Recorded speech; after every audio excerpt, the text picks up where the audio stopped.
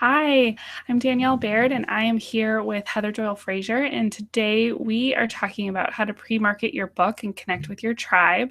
Um, we are also co-leading a program that is launching next month in April called the Writers Workshop, where you'll work with Heather on your manuscript development and any coaching that you need around any blocks that come up while you're writing your book. And then you'll work with me on design and marketing so that we can get it up and on Amazon by the end of the year. So good morning, Heather. Good morning.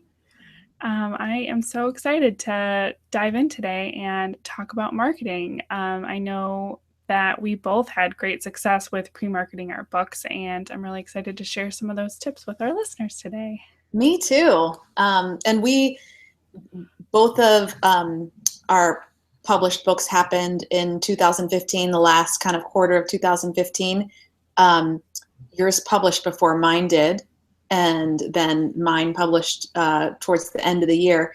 And I think we both kind of, let's see, when did you start kind of really gearing up towards kind of that pre-marketing? Your book published in, was it September or October? October, it was mid-October, October 15th. And I think really like the last month or so, I say I did like a bigger push online with my launch. I do remember you talking about it though, kind of in general, even before then. Um, and so for the people who don't know, can you show everyone your book? Yes. So this is my book, the Doodle Coloring Book, and it is 52 doodle illustrations for coloring and relaxation. So there's some more complex ones and simple ones. That's one a week for a whole year. Exactly. And then I also have your beautiful books, two of them, 2 out of 3 here. 40 Weeks, which was published in the fourth quarter of 2015, and then the companion guide, which was published in January of this year. That's right. So, with my book, I was really inspired by another book that I read by Austin Kleon called Show Your Work. If you've not picked this book up, I highly recommend it. It's a great, easy little read, very engaging. And this book, as well as some work that I was doing with my coach at the time, really encouraged me to show my work and to share my process as I was going through. And I think during that time, it was also a way to kind of help hold myself accountable. So I was taking pictures of the doodles as I was taking them and sharing them on Facebook and Twitter and Instagram. And it was great to get the feedback and encouragement as I was going through, especially kind of when I was in the mucky middle, right around doodle number 25. Yeah. And at the same time, I realized that by sharing, it also gave this sense of anticipation. And, I was even polling people on just some ideas I had. And so I think that my community really was anticipating the launch of my book and felt maybe even a little bit of a sense of ownership in it. Mm-hmm. And you did something really interesting. I remember you shot a video of you doing one of your doodles, which was super cool to see that kind of in process. Yeah, and so that was inspired by my friend Diane Black, who runs the Doodle Institute, and I'm also a co-instructor with them. And in one of her classes, she really encourages people to take on electronic doodling. And so what I did was I just used my iPhone, and then you can see I've got this shelf right here that overhangs my desk. And so I didn't have one of those like fancy clips yet. And so I just laid my phone, this was my phone, like over the edge of the shelf, peering down and like set up the lights and then, just did it all in one take.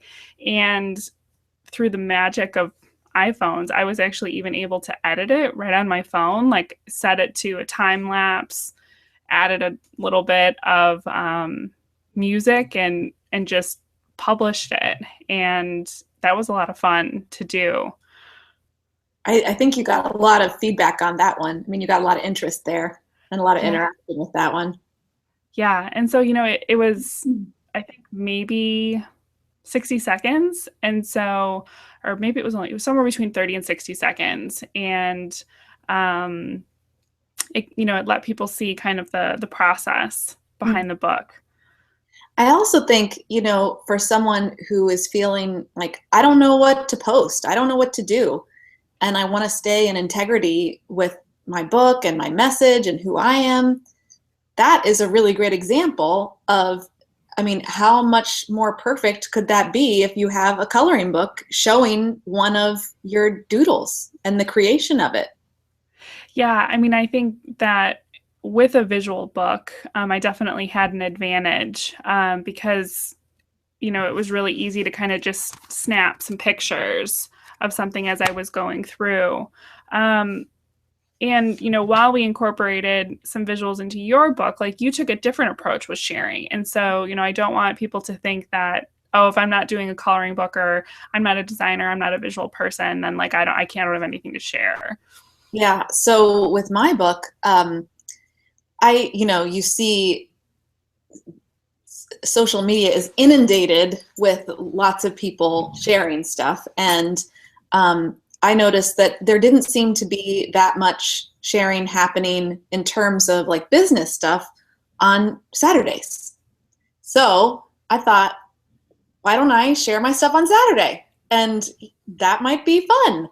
And so I came up with this little sneak peek Saturday, and sounded kind of catchy to me.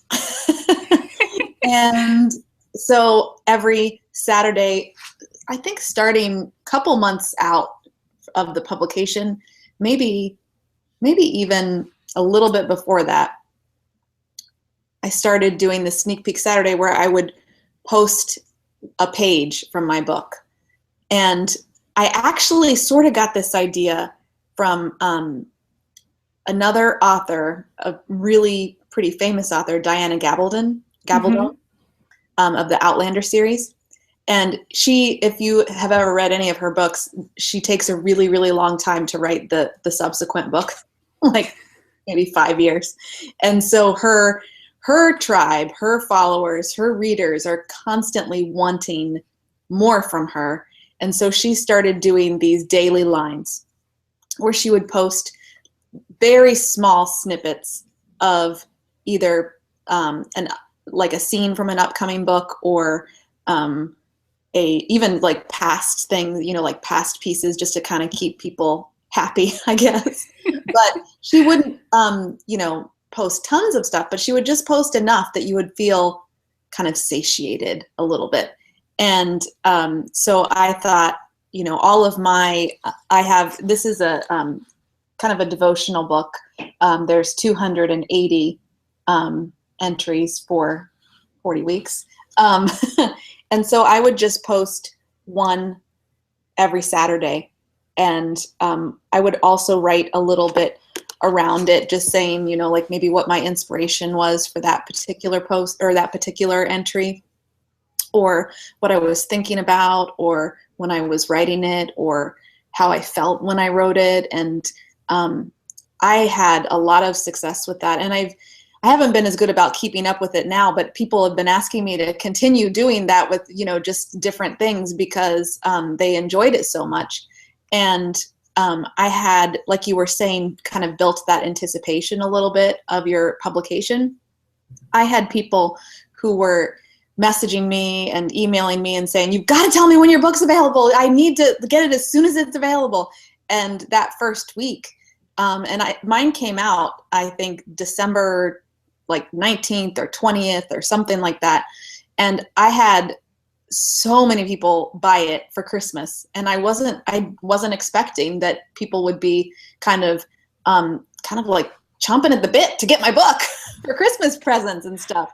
And so it worked really well, and it felt good. It didn't feel funky to me. It felt really nice to be able to share that with them, and to be able to give them a little piece here and there of the book as we move forward.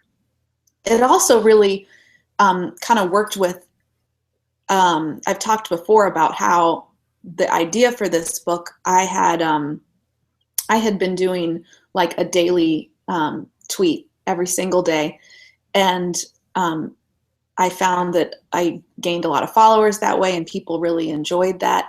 And so I used those tweets as kind of a basic, like a basis for my book. Not that there are no like 140 line or 140 character sort of entries in here that are exactly like that, but they were kind of the brainstorming starting point for the book.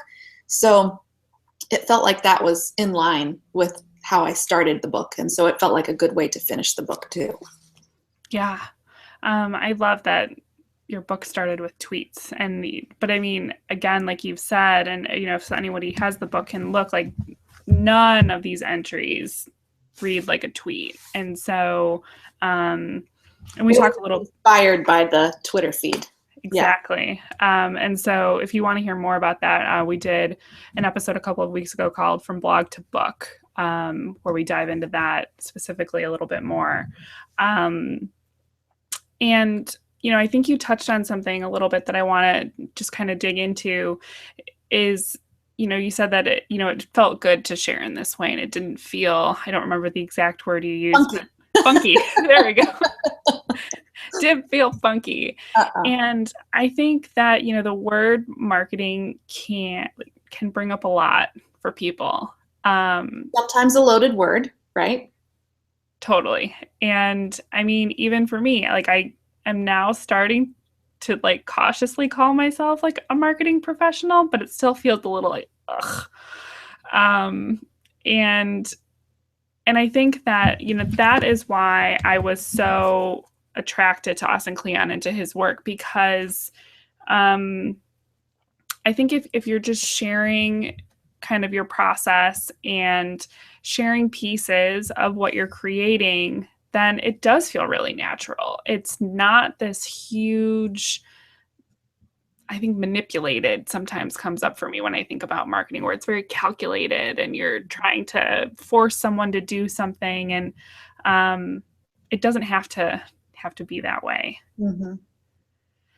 Well, and so this was, I mean, both of us, when we were sharing stuff about our books, it was slightly calculated in that we wanted to like build some we did want to build some anticipation around the book.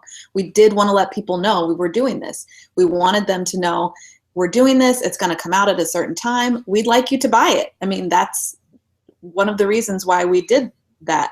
At the same time, we also did it just to connect with people and to let them know, like sometimes in the process, it doesn't always look pretty, and that's okay. So if you're doing something like this, if you're feeling in the mucky middle, like you said earlier, because we all are there at some point, that's absolutely okay. And every single person who does any creative endeavor will feel that way at some point. Yeah, exactly. And I think sometimes when I'm struggling with kind of thinking about, the marketing plan for your launch or something like that, I think a really easy place to begin is to think about, what can I give? And so if you come at marketing kind of with that lens, what could I give my readers? For me, I hoped that by sharing some of these visuals that it would brighten someone's day, or like it might be, I just think that art has the opportunity to, uplift us. And I think very similar in the things that you were sharing on Saturday is like just hoping that, the entry from your book was going to like make someone smile or offer them some inspiration.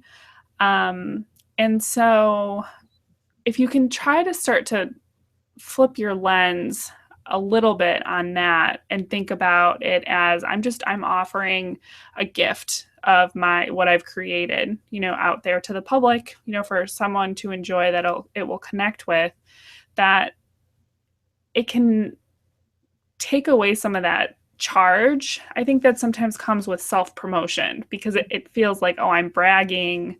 And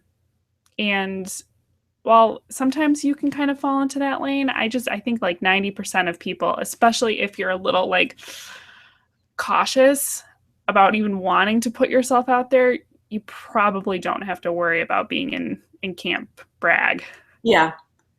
And I think that, what I noticed, I had so many people thanking me for posting all of those things. Um, and looking forward to it. Like, oh, I'm so glad another sneak peek Saturday's here. Can't wait to see the whole thing, the whole book, or so people were excited about it. It wasn't something that was a nuisance or annoying. It was something that they really enjoyed seeing. Yeah, and I mean the other thing that we have to remember is, especially with social media, people aren't seeing every single thing you post, except for maybe your mom. Yeah.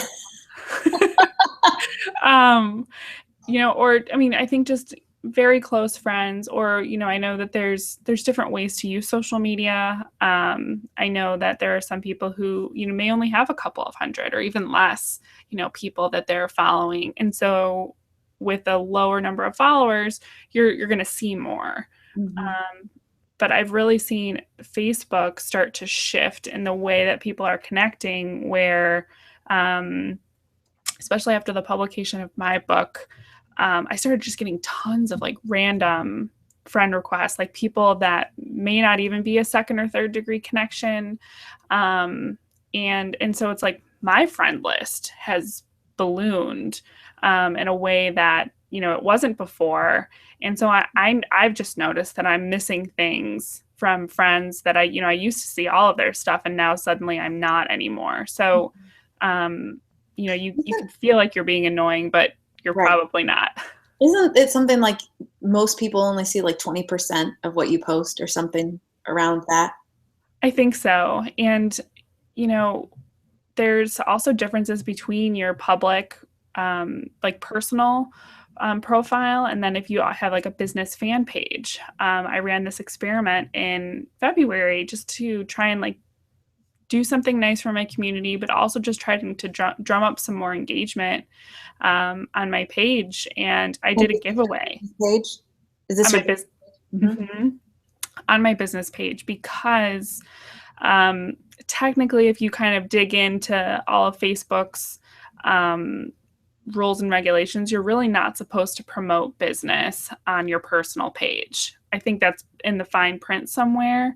In practice, most people do. But it is something to think about and be cautious of if you're just always pushing like a business offer. Right. Um, Something that's you're selling. Mhm. yes, which is a little bit different from like, hey, I'm working on this project. Yeah. I mean, that Um, falls into the crossover between a personal and professional kind of thing because you go through personal things when you're creating professional products. yes. Um, and so I did a giveaway every day in February. So for 29 days, I did a giveaway, and they were, from consulting sessions to coloring books to artwork, pretty juicy prizes. At least I thought so. And it was 2/3 of the way through the month, and I was talking with a really good friend who, follows me pretty closely, and she had no idea. Well, and I even have to say, I mean, I follow you really closely since we're colleagues and work together. Um, and I didn't know that you did it every single day. Even now, I didn't, I just, right now, that's news to me. I knew you were doing it during the month of February, but I thought that it was like maybe once a week or twice a week or something. I didn't realize it was every day because Yeah. I saw it probably the frequency that I saw it was about once a week or like maybe twice a week. Ugh, which is like a little heartbreaking. But I mean, it also explains like, I got okay engagement. Like it was better than, just kind of my average content post. But I was just like, all you have to do is click like to enter. Like, where are my people at? Mhm. And so, it's just like and I did pay for advertising on some of it. And, we could talk for hours just about Facebook marketing. But point being that people are not going to see everything that you're posting. And, I think Twitter is even more ephemeral. Like it's Right. going so fast. Instagram, same thing. So, don't be afraid to share more than feels comfortable. So in terms of the sharing, obviously your work piece of it, but the process piece, I think people get a little bit nervous about sharing that piece of it, because then you're seeing kind of underneath, you're seeing underneath the cover there. And maybe things are a little bit messy, or maybe they are a little bit vulnerable, more so. What would you say to someone who was feeling that vulnerability? I totally get it. Yes, don't we And all? oh, um, and I think what I've found as I've sort of dipped my toe in the water of sharing that process, even to the point where when I designed this book, Your Inner Counsel by Stacey Nelson, um, we hit a point in the process where the design just was not working, and I knew it needed to be overhauled and quick. And so I gave myself 26 hours to redo the book. And I broadcast a big portion of that on Periscope. And to the point where like I had the camera like right here facing my computer screen, and like people were watching me click, like designing the book, which to me is boring. And I had 30, 40 people watching at like 1 in the morning. What were they, were they commenting, or were they just watching? Yeah, I was getting some feedback and questions and just like, oh, wow, that's so cool. Or how do you do that? And I think, I forget that, my design tools, like InDesign, there are some great shortcuts that you don't have in a program like Microsoft Word, which people are a little bit more used to seeing. And so I think, sometimes with things like design or writing a book, it's something that happens behind closed doors that you're doing by yourself. Nobody knows what it's like unless they've done it themselves. And so I think that there is some curiosity in seeing kind of what happens and understanding some of the ups and downs that go along with it, even though that feels really vulnerable and scary. Yeah, I can only imagine what it would look like if someone watched me while I was writing. They'd be like, about it. I'm thinking really hard right now. I'm thinking really hard right now. Thinking really hard right now. Now I'm thinking hard again. It would be so boring. It would be like I was doing some writing yesterday and I came out and I had like these really tight like curls because apparently I've developed this habit of when I'm like just thinking, I twirl my Uh-huh. hair. So it would be me like Yep, that's about it. But it would be even so if someone was just looking at me, like just me, that's what I mean. It wouldn't look like there was much going on. I think I would feel a lot more vulnerable if someone had like if I had my camera on my computer screen while I was writing, or if I happened to be writing like in a journal or something, if that was on there, that would feel like, whoa, I've just kind of ripped open my shirt or something. Kind of crazy. yeah. And so like you don't I'm really that would be fascinating. I wonder if anybody is doing that, if they're like periscoping and showing I'm writing this article and here's my shitty first draft and now I'm editing and like, oh, that would be really interesting. But I don't know if I'm brave enough to I do don't know that. either. We might have to have a challenge later, Danielle. Yeah.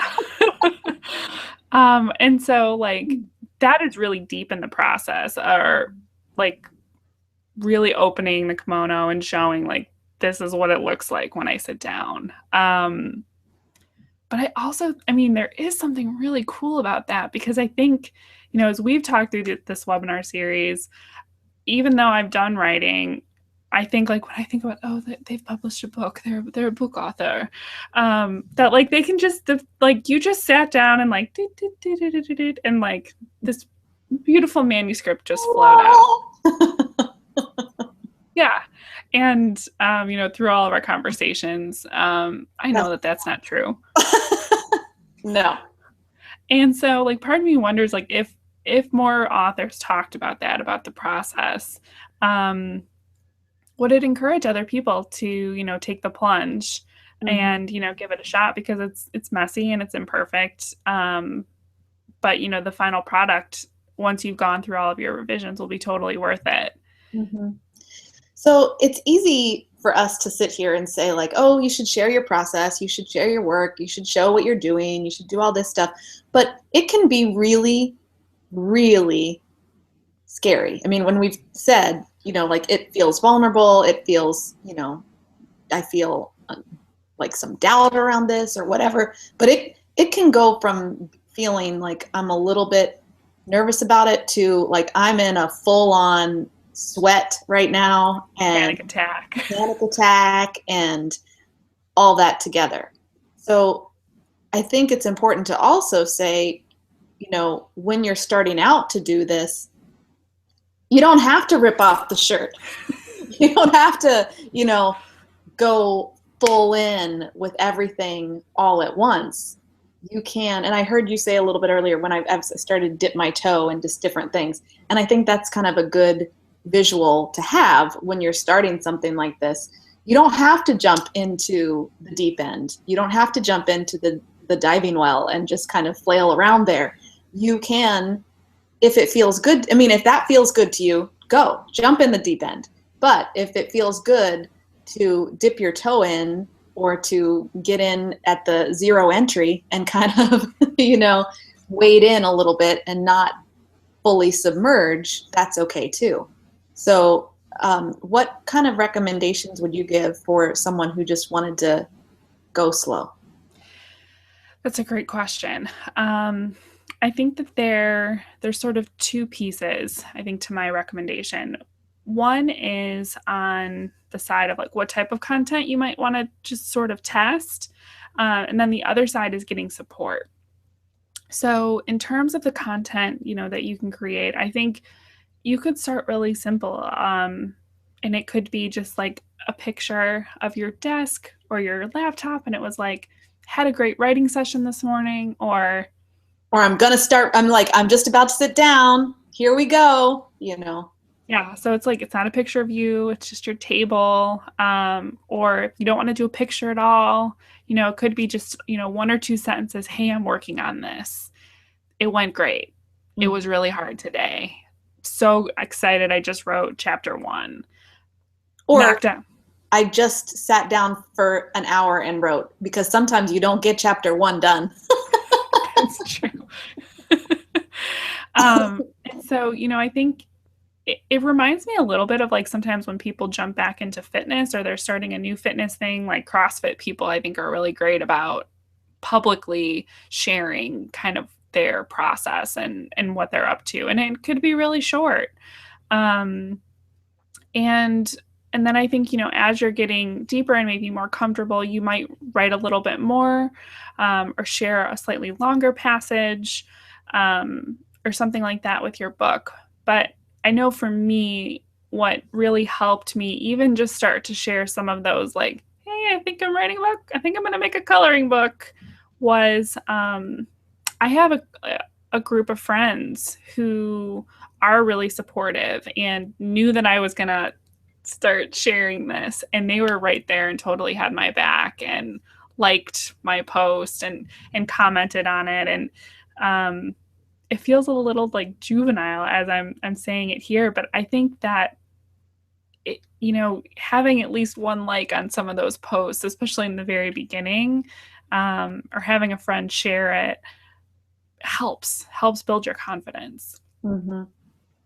Having a venue where you feel really comfortable to share. Yeah.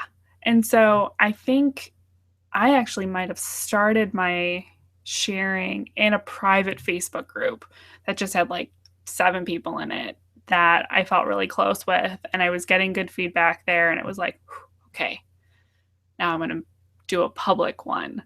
And so that could be another thought too. Like, are you already part of like a more closed community, or could you just send, an email to, a handful of friends and just tell your close friends what you're working on Mm-hmm. before you broadcast live on Periscope, or, do something that might be a little bit bigger or farther out of your comfort zone. So let's talk a little bit about that because we've been focusing a lot on like Facebook. Can you talk? Let's talk a little bit about Periscope or Blab or something like that. That's a little bit different. You talked a little bit about that 26 hours where you were redesigning the book, um, and showing a fair portion of that on Periscope. But maybe talk a little bit about that because that I think that for me sharing something in words, I mean, something that I wrote, works really well when I'm writing a book because it feels good to me and it feels completely in line with what I'm doing. And it's kind of just a kind of like a natural progression. And doing video around it doesn't feel as natural to me. So it feels even more vulnerable to me. So how would you kind of make that crossover, or do you think it's even necessary? It's a great question. So if you're not familiar, so Periscope is a newer social network that is it's focused around sharing live video. And you use your phone or your iPad. I don't think you can do it on your computer yet, not positive. But it's basically like you just open up the app on your phone and you start filming. And I think its initial inception was supposed to be like, oh, I'm at a concert. Like, look how awesome this is. It was kind of like looking out. Mm-hmm. Um, but the marketers got on it really quick and realized, nope, you can pop that camera around the other way. And now suddenly, I'm live on camera, kind of selfie style. Mm-hmm. Um, and Well, and so that sort of really, I mean, it really works with the sharing your process idea because it you can really make it does. fun. Like, okay, I'm sitting down to write now. All right, I'll Periscope about this. I'm feeling kind of yucky today, but I'm gonna write anyway. Here I go. Yeah. And like the thing with Periscope is it is it's really casual. Like I sort of think of like I think each social media site kind of has its own personality. Like to me, like LinkedIn is very like suit and tie and like formal. Mhm. And Periscope is very relaxed. It's kind of expected that it's on the fly. And so you don't necessarily have to be like all dressed up with your makeup done and like, your slides and the whole shebang. Like You it don't can have to be polished. You don't have to have a script. no, it's, you can just really like hop on and just kind of start talking. And as you're talking, if people are watching, they can type comments. And so you're getting this like feed of interaction, which is really interesting. So you can kind of like start to have a conversation live with your followers and your community. And there really isn't, this was really to me the first that really made this possible. And now Facebook Live is kind of trying to get in on that, but it hasn't quite taken off yet in the same way that Periscope has. Yeah, it seems like you can have more interaction on Periscope than in Facebook Live as the way it currently works. yeah, as of March 14th, Right. 2016. Right. And then I know you also mentioned Blab. I have not, I know a lot of people really like Blab. I have not had great experience with it on the technical side. There's been lots of glitches. Um, but the difference between Blab and Periscope is like a single broadcast where it's just me. With Blab, you can have four people live on video in the conversation. And then there is also a chat function where people who are watching can just pop in and ask questions. But it is pretty cool because you can have somebody who, like, say you are broadcasting and talking about something, and I'm watching, and then I'm like, oh, Heather, I have a question. You could be like, oh, hey, Danielle, like, bink, and you push this button, and then it would allow me to, like, pop up on video and talk to you, and we could interact. Just like we're Um, doing now. just like we're doing now. And so, it is an interesting medium, especially like for coaches or people whose businesses, require a lot of like interaction. Um, but I just have not had good technology luck. And so I've tried it a handful of times and it's not a platform that I play a whole lot on anymore. Mm-hmm. But I'm sure that there's other things that are similar to that that are coming out, and where there is more kind of, interaction that way. And if there are multiple people involved in your process, that might be a fun way to incorporate like a video of some kind. Yeah.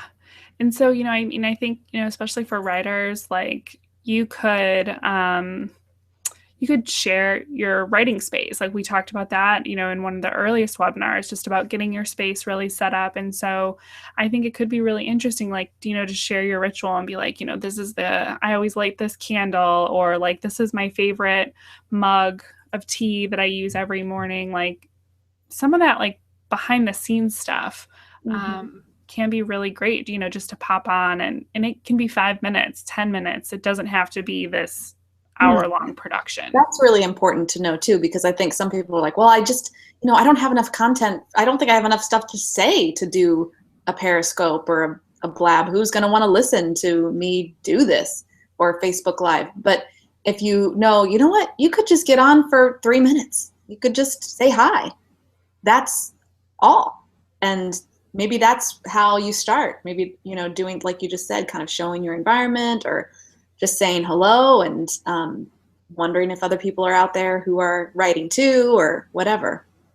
Yeah. And so, with any of these media, lurk away and just kind of watch and see how other people are doing it and get some ideas and then give it a try. I've seen, especially with the Periscope community, like if your first scope is like my first scope, like people are really gracious and kind and understand that like the buttons are a little bit weird, and so it can take a little practice, and that's okay. And with Periscope, I would feel remiss if I didn't mention that there can be an issue with trolls. And what's a troll? Um, Probably what we're thinking, but just elaborate. yeah, so it's like some haters who are just probably some like punk 12-year-old kid somewhere for jollies that is popping into different scopes, and they're just nasty. They may say like vulgar things or mean things, and really their goal is just to kind of derail whatever and distract you. So there is like a great button called block, and so you can like boot them out. But if if you don't know that that's a possibility, it can be really Unless, jarring. yeah. Hmm.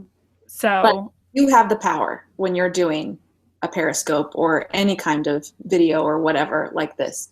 You have the power to take control of what you're doing and to block someone if they're not playing nice. yes, and just know that like it happens to everyone. It happens to big name people. It happens to people on their first broadcast, and just trying not to like take that personally. So, and the only reason I mention it is I would hate for you to like drum up the courage and get on Periscope and then like have a troll or someone not be nice, and then you're like, oh, why didn't Danielle I'm tell never me? doing this again. Yeah, and then like, yeah, just want to quit. So yeah, just hang in there. That I mean, that's another piece about, and I think you could have a nasty Facebook comment, you could have a nasty Twitter reply, um, and I mean that is one of the risks that you have when you start to be a little bit more visible. Mhm. But I mean, it's maybe 1 in 100, 1 in 1,000, and all of those other people um, love your message. And so, like, you don't want to stop sharing just because of that one icky, ugly troll. Mhm. So, do you have like any kind of parting advice regarding kind of um, pre-marketing your book and connecting with your tribe and these different ways that we've been talking about? I think my biggest tip is just to play and experiment and have fun. I know we get a lot of questions about like, oh, like, do you have a launch plan? And there are, things that you can Google and buy or find, and these very elaborate strategies. And And I think that really, like when it comes from your heart and when you can do it a little bit organically and experiment and play and have fun, that's where I've really, seen the most success. What about someone who says, I don't know where to start? I don't know where to play. I don't know how to make this fun. What would you suggest they do? Um, I would say I usually have people start where they already are. And for a lot of people, that's Facebook. Um, and I would say if you're not on any social media whatsoever, um, Facebook is probably one of the easier ones to understand. And there's lots of documentation and resources, and you probably know someone who's already on Facebook who can help you out, Most likely. most likely. Um, and and so I would say really like to start where you're comfortable. And so like if Periscope sounds crazy to you and you would never in a million years dream about being on video, like you don't have to start there. So don't put that extra pressure on yourself of trying to like learn all this new technology on top of writing your book, on top of Right. sharing. I think that's another thing that I hear a lot too. Like I don't know. I have to get on all these different ones. I have to get on like all of them. There's too many. I'm spending all my time on social media and not any time writing. Well, that's not what we want for sure. Um, No. so just picking one or two to kind of get your feet wet in is a really good thing to do, because if you're not writing, you're not going to have anything to share. So you have to really guard the writing time and still kind of put yourself out there a little bit. Yeah, I think that's great advice. 1 to 2 platforms is plenty. Um, and I think it depends on again where your comfort level is and thinking about where your market is too. Like who you're writing for. If you're writing for If it's um, very business oriented, you want to be on LinkedIn. I mean, if it's very kind of straight laced and, maybe you're doing technical writing of some kind, or, very article based type stuff, then I would, start with LinkedIn, not Facebook. yeah, and if you're targeting, like younger readers, younger consumers, like Instagram is a much hotter and more current platform than Facebook. And so a lot of this marketing advice, we're not giving you if this, then that, because it really is all customized just based on your book and your business, your audience, and, kind of what your level of comfort is. So if people have more questions, they can definitely talk to us about that. Yeah, we'd be happy to dive in with you on the specifics for your book and your business. Mhm. And to that end, you mentioned at the beginning, we have a program that we're currently enrolling for. We have a couple spaces left, called the Writers Workshop. And you can find all the information on that at www.writersworkshophd.com. And there you can find, of course, all the information about the program, also all of our webinars in this series. The program is a 7-month program for writers. It includes basically all and more resources than you would have kind of at a traditional publishing company. You have me in terms of the manuscript development portion and the coaching portion, which doesn't usually come with a traditional publisher. And you also have Danielle with design and marketing and branding.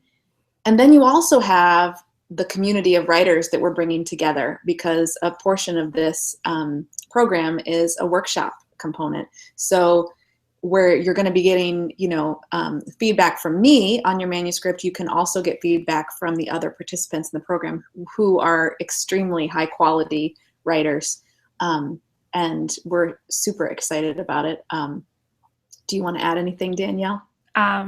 Just echoing that we're really excited, and the people that are already in the program are amazing writers and business people, and I just love the energy that we already have going. And like you said, there's just a couple spaces left. So if you've enjoyed what we've covered on the webinar series so far, and you'd like to dive in deeper, please reach out and get in touch. We'd be delighted to speak with you about your project. Okay. So thanks for watching, and I hope you'll join us for our next webinar, where we'll be talking more about the power of community. And again, the website for all the details and for all the replays is www.writersworkshophd.com. Thanks. Thanks.